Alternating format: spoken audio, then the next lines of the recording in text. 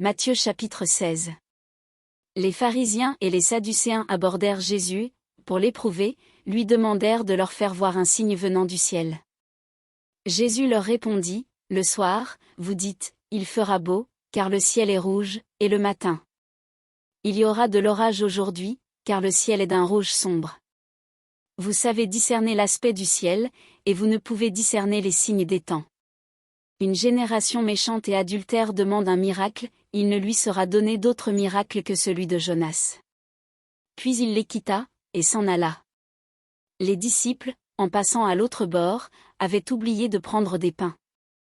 Jésus leur dit, « Gardez-vous avec soin du levain des pharisiens et des sadducéens. » Les disciples raisonnaient en eux-mêmes, et disaient, « C'est parce que nous n'avons pas pris de pain. » Jésus, l'ayant connu, dit, « Pourquoi raisonnez-vous en vous-même, gens de peu de foi, sur ce que vous n'avez pas pris de pain? Êtes-vous encore sans intelligence, et ne vous rappelez-vous plus les 5 pains des 5000 hommes et combien de paniers vous avez emportés? Ni les 7 pains des 4000 hommes et combien de corbeilles vous avez emportés?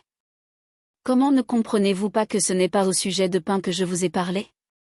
Gardez-vous du levain des pharisiens et des sadducéens. » Alors ils comprirent que ce n'était pas du levain du pain qu'il avait dit de se garder, mais de l'enseignement des pharisiens et des sadducéens. Jésus, étant arrivé dans le territoire de Césarée de Philippe, demanda à ses disciples, « Qui dit-on que je suis, moi, le Fils de l'homme » Ils répondirent, « Les uns disent que tu es Jean-Baptiste, les autres, Élie, les autres, Jérémie, ou l'un des prophètes. » Et vous, leur dit-il, qui dites-vous que je suis?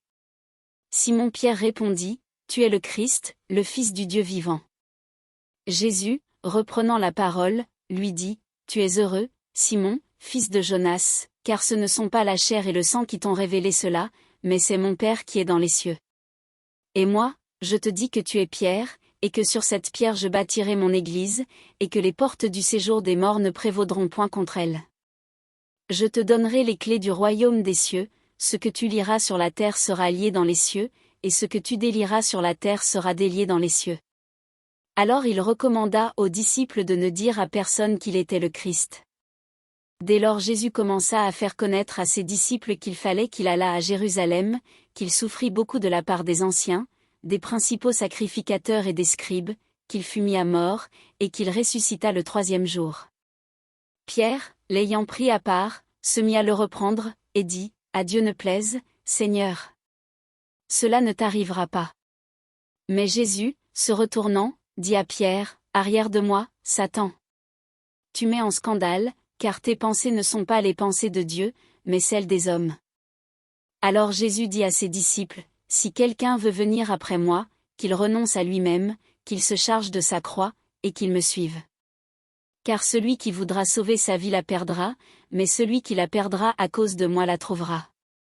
Et que servirait-il à un homme de gagner tout le monde, s'il perdait son âme? Ou, que donnerait un homme en échange de son âme? Car le Fils de l'homme doit venir dans la gloire de son Père, avec ses anges, et alors il rendra à chacun selon ses œuvres.